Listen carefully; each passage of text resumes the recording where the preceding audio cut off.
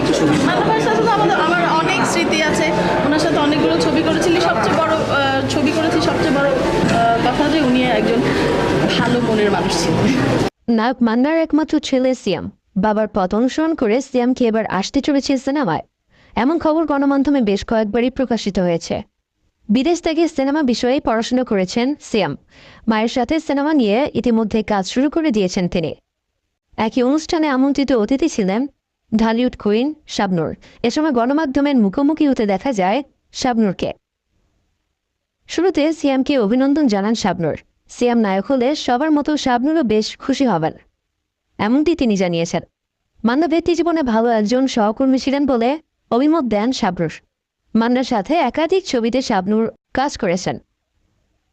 কাজ করতে করতে মান্নার সাথে তার ভালো বন্ধুত্বপূর্ণ সম্পর্ক তৈরি হয়ে যায়। মান্না একথা নিজেও মৃত্যুর আগে একটি